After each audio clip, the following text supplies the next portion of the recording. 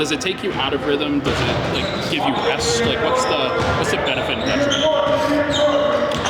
No, nothing really. I mean, you're still in the gym working out every day. So, I mean, to me, it's no difference. It's good rest. To me, yeah. Jamal, we spent so much time talking about Joker's passes. You had a pass in that game the other night. You're under the hoop and you saw someone on the baseline, corner 3. How did you see him there? How did you make that pass happen? He was open. I don't know. I just saw him on the drive and he was open. I was able to get You think you're an underrated passer? I know what I am. I do what I do. That's for you guys to decide. You've got, I think it's like 17 assists, 2 turnovers in the last couple of games. Is there anything, when you're making some of those types of passes, those are more difficult passes, you tend to think that those can be more turnover prone. Is there anything you can put your finger on just as far as what's clicking from a crispness standpoint on the playmaking? No, I think just all 5 are in tune with what we're doing, offense and defense. And, when there's more communication out there, it's better for everybody. So everybody kind of knows their role. We're getting used to the timing more as the season goes on. So just those little things are starting to happen more. What are the most important things you guys can do collectively as a group on defense? The stretch you guys are without Christian and AG. Same thing. I just say just talking, being more communicative of who's in what spot on defense and stuff like that. I think that solves a lot of problems. You're not going to always know what the other team's going to do or be as prepared for it. So as long as everybody has each other's backs and is in the right spot and doing it with aggression, we'll be fine. Jamal, how much importance in year 3 do you guys place on these NBA Cup games, the in-season tournament? I mean, it is emphasis. Obviously, it's a great bonus, and you guys want to go to Vegas and have some fun. So, I think it's a good little motivation to go out there and play hard. And the atmosphere is always great, so they make our job easy. Is there any extra talk heading into Friday's final Cup game about, hey, we're on the bubble, if we get a win, we can solidify? We're trying to win every game. We can't pay too much attention to it. Just go out there and play how you normally play hard, and don't put too much pressure on it. At the end of the day, it's still one game if you don't go. So we're just trying to make each game count. Point differential could matter, though. It's not out of the question. Yeah, but like I said, we're just trying to get the win. The win is most important. If we get the win, then there's nothing else to worry about. So just stay focused on that. A lot of games. So.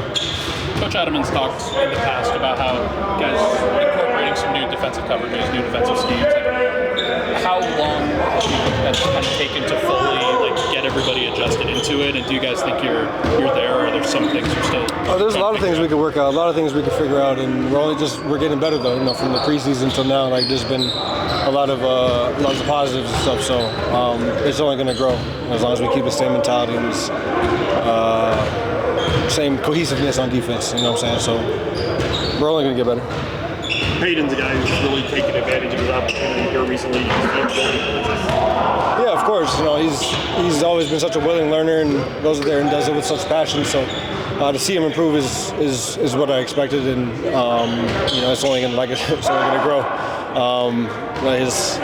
As he gets more comfortable taking that many shots and seeing the ball go through the hoop, and it's just going to unlock his game. So as you've seen, not just one game, but game to game, as the course of the season has gone on, just a huge improvement from last year, not just in terms of stats, but in terms of overall confidence and stuff.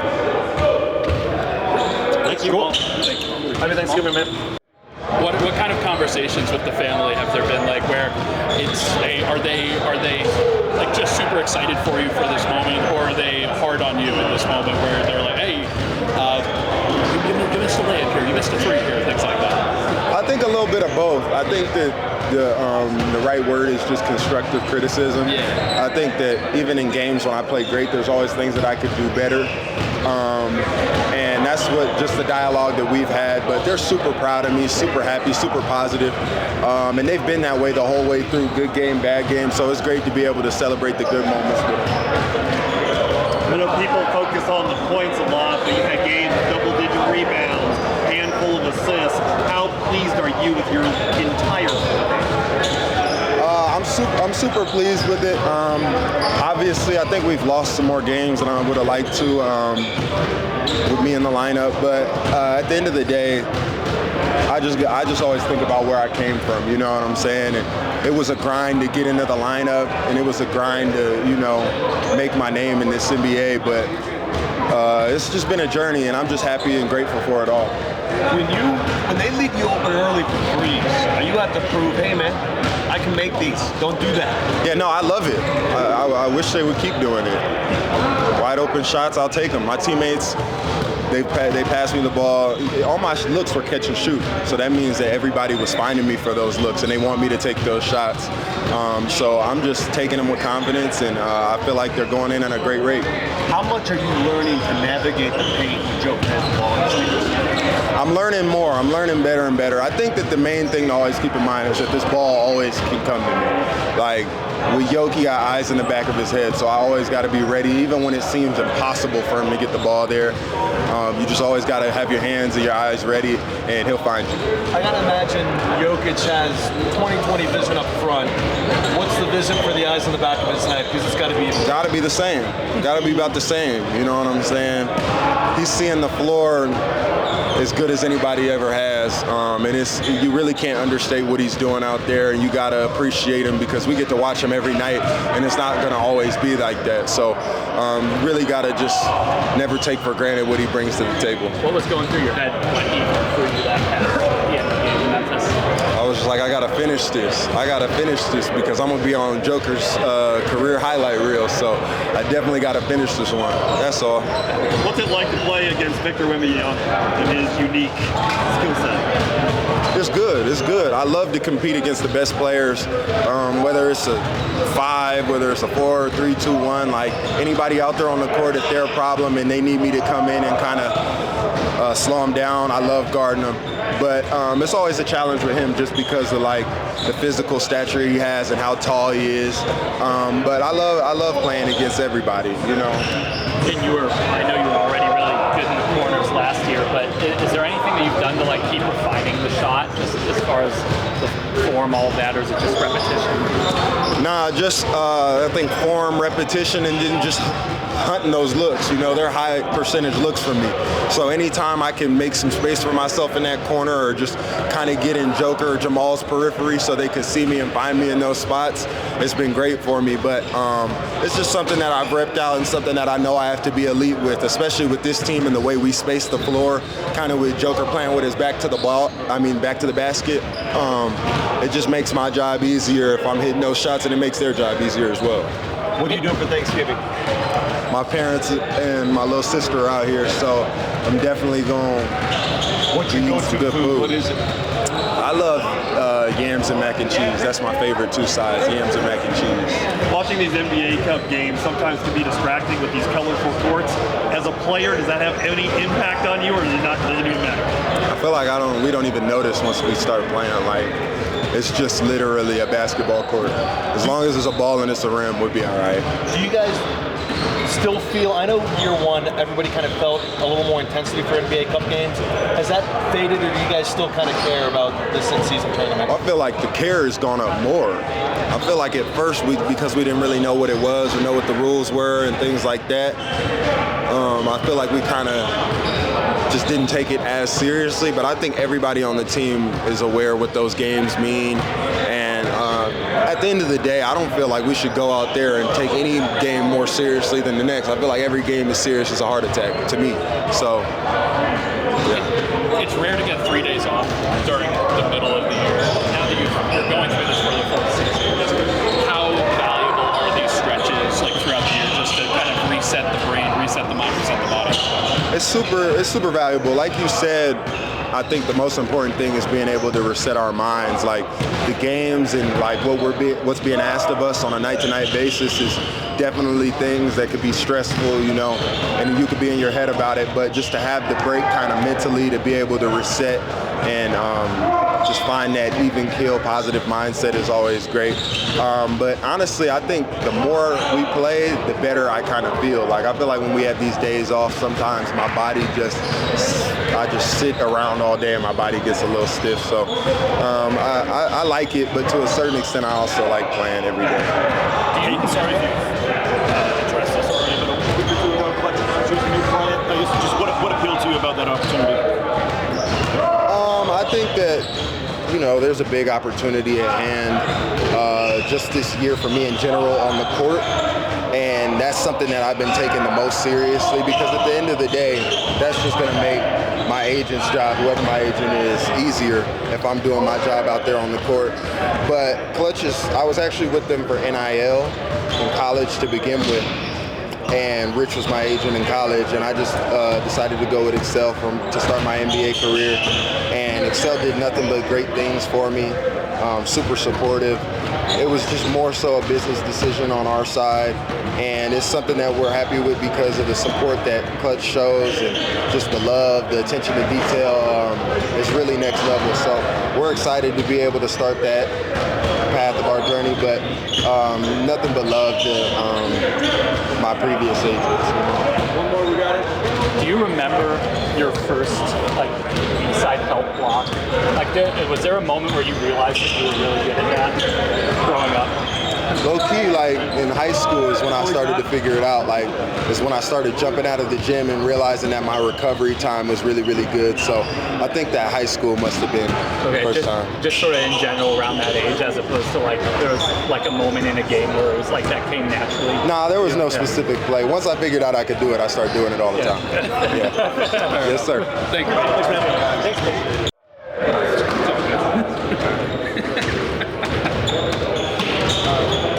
It's so rare, in today's NBA, to find 3 off days in a row. When you find this opportunity, do you use it as a mental reset? Is it a physical reset for the team? Is it all the above? Where do you kind of check the boxes the most during this time? Yeah, I think it's both. I also think it's rare to go south and play 2 games, come back to Denver, and then go south again. So rarities are happening at a rapid rate around here. So no, it was good. Mental reset. Got to talk about San Antonio a little bit, which is an advantage for us, and then just put the guys back in a good place after a good one in Memphis. So it was a good day. Have you discussed, let's say San Antonio wins tonight and you got a scoring differential, you got to abide by. Have you guys talked about that? No. We've talked about winning the game. Obviously, if that situation comes up and the math is done correctly, we'll do the best we can to try to be in that tournament. But you gotta think about winning that game first, and we go from there. How much talk is there about the NBA Cup and standings and all of that, or is it just it's one of 82? No, I think standings we always talk about. I think the NBA Cup thing is you're in it, we're in it, so we do talk about it. In the past, we were out of it so fast it never really was a thing. So we have a chance. A lot of things have to go our way, but I'd love to get into it, man. It'd be a great way to test ourselves early in the season, see where we're at, put ourselves in a tournament. Obviously, you want to be in the big tournament at the end of the year, more so. But I think if you're in the mix, it's important. Do you notice a different intensity on those Tuesdays or Fridays for Cup games? I do. Yeah, and I think the energy, it really is a fan thing. I think the fans like it, so they bring a lot of juice to the game. Our night in Houston felt like a playoff game, just with the fan energy and then both teams' intensity. There's a little extra there. But again, it does count the same, towards the ultimate goal. But I do think, it's been a cool thing. It's gotten better every year, and I'd love to be a part of it. Talk a little about just being content with how guys have kind of handled some of the complexities of the concepts within a game defensively, kind of moving in and out of stuff. How do you feel like that process has gone from bench to court, just as far as staff to players communicating everything in game when you guys want to change out of something into something else? Yeah, I think it's slowly gotten better. Today it was good for us because I thought our zone in Memphis was really impactful, and then it wasn't. And they attacked it differently, so it allowed us to clean that up. And that's what we're going to see. We're going to see different stuff against our man defense principles and the zone. It's a well-coached league, so you have to slowly maintenance yourself through the season. And to your point, the first question, the 3 days off, it does allow you to do some things with energy on the court as opposed to just walking through everything, which you usually do with the schedule we have. But yeah, it's been a good process. Guys have been locked in. That's the whole point of this, is just try to get better every day. What are kind of the keys for success for you guys defensively for as long as you're going to be without CB and AG? Survive, man. And defensive rebound. You know, we have a lot of small lineups out there. Was super proud of Zeke. 6 defensive rebounds, but not easy ones, tough ones in traffic. So that's got to be who we are. Is I know we're going to scramble around, compete defensively, but can you finish the possession? You know, Houston's an outlier because they're so good offensive rebounding, but all these teams crash. So if we can finish possessions, we'll be in a good spot. How pleased are you with Peyton's overall game? He's doing more than just scoring. He's rebounding, he's passing. Yeah, and I think more importantly, just Peyton's special gift is the way he guards. And he's got to guard. He's going to really have tough responsibilities, matchups every night, guys that are paid a lot of money because they're really good. So that's going to be his job. And if if he can score and pass and make plays offensively, it's kind of just a cherry on top. So I just expect him to bring great energy defensively and rebound the ball. Do you guys even practice tomorrow? What do you do? No. Tomorrow, the guys deserve it. You take advantage of the schedule. See your friends, see your families. Celebrate this however you want to celebrate it. I think it's important for us. We'll get back to it Friday morning. Jamal's averaging a variety of career highs right now, but one is in the three-point attempts per game. Like, are you finding those coming naturally for him, or is it more of a kind of we want this to happen and we're trying to scheme it that way? Yeah, I mean, I think we've done a good job putting him in double drag situations, pin down, dribble handoff situations, and he's taking shots that are available. And I think when Jamal or any player thinks too much, that's a problem. And I need him to not think and shoot the ball when he's open. So the shots he's taking are good shots. And more importantly, the guy's got 27 assists the last 3 games, as opposed to almost, I believe it's 3 turnovers. So what he's doing right now is an extra level. It's why we're 13-4. We have the best player in the world, in my opinion. And we have a point guard that's playing at an extreme level for him. And the start that he's had mentally, physically, has been really fun to watch. Coach, I asked him about his passing. He had a pass under the baseline that he got to the corner that was amazing. Do you think his passing is overlooked because he plays with the best passer in the game? Yeah, I would say so. And I think for Jamal, it's just what he's doing right now, collecting taking the extra threes and taking the shots that are available. I just see somebody that's seeing the game and just playing the game. Somebody's open, throw him the ball. I'm open, shoot the ball. That sounds really simple, but not in the NBA when you're playing against the best athletes in the world. Different coverages every night. He just has such a clean way about him right now. He's playing the game. Will you take tomorrow off, or what's your go-to at the Thanksgiving dinner table? No, I mean, I'll watch tape. When San Antonio plays tonight, I'm going to play Call of Duty 7 with my son, play some zombies. That's outrageously fun this year. I'm more of a sides guy. We always get a different protein every year. I'm not turkey every year, but I'm excited. I'm excited to throw on some cod with my son over there. He's a lot better than I am at it, but it's fun to follow him around. Yeah. Go ahead. Oh, I'm done. Oh, that was more of a Battlefield 6 family ourselves. Yeah, I like Battlefield. I feel like Battlefield. Yeah, it's good. It's fun. And Call of Duty's the same every year, but it's hard not to play with your kids. Awesome. Happy Thanksgiving. Yeah, you too. Appreciate it.